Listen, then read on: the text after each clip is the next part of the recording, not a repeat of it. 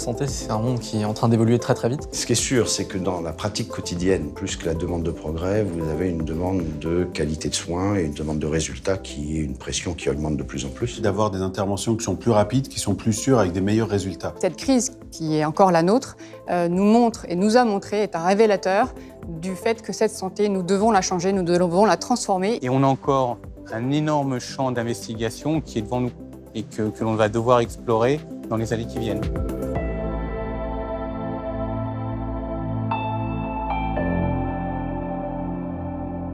Je suis Jérémy Adam, le président fondateur de la société Bone 3D. C'est une société qui est à l'écoute des médecins et qui les aide à concrétiser leurs idées via l'impression 3D. Au cœur de la crise sanitaire de 2020, il a commencé à avoir des ruptures de stock sur un certain nombre de matériels.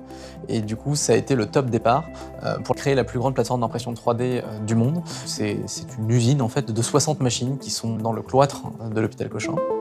Au moment de la crise, le projet qu'on a développé a permis de construire un modèle d'interaction.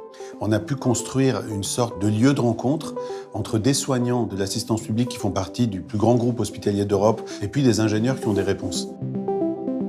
Ce projet, ça a été un petit peu le starter de toute une autre série de projets qui sont en train de voir le jour aujourd'hui, qui sont en train de se mettre en place donc au sein de plusieurs CHU français, au sein de certaines missions humanitaires et puis au sein de certains centres d'excellence à l'international.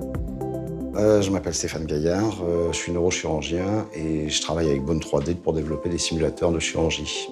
Pour former les jeunes chirurgiens, on est devant une problématique où ils ont moins d'heures de vol, donc il fallait les entraîner en dehors du bloc opératoire. Et donc là, ça va permettre à des jeunes internes, ils vont pouvoir commander et organiser des sessions de formation sur place.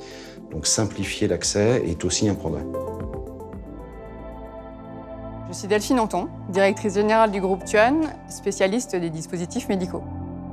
La crise sanitaire a été un catalyseur d'innovation pour nous parce que la crise est un lieu de contrainte fort et je suis convaincue qu'à travers la contrainte naît l'innovation. Je suis Rénal Convert, je suis directeur de la veille et des technologies au sein du groupe Tuan.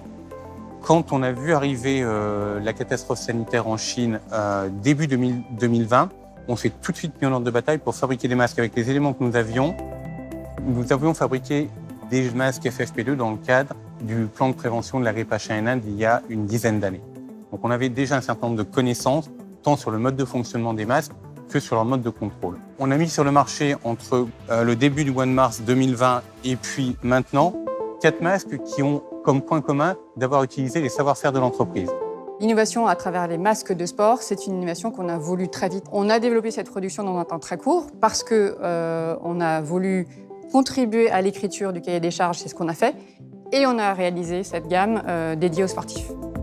Le progrès pour des entreprises comme la nôtre, c'est quoi? Ça va être d'être capable de traiter dans les années qui viennent un pourcentage de la population de plus en plus important qui va souffrir de pathologies chroniques, de les traiter avec des solutions qui sont le plus durables possible et le moins invasives, tout en veillant à protéger globalement nos ressources naturelles. Le progrès est un élément majeur pour nous. C'est un élément de construction, c'est ce pourquoi on se lève le matin. Les plus de 3% de chiffre d'affaires consacrés à la R&D sont, je dirais, très symboliques de notre conviction autour du progrès. Ma vision du progrès, ça va être de démocratiser l'utilisation de l'impression 3D qui va permettre d'avoir de la médecine personnalisée et du coup d'améliorer la santé de tout le monde.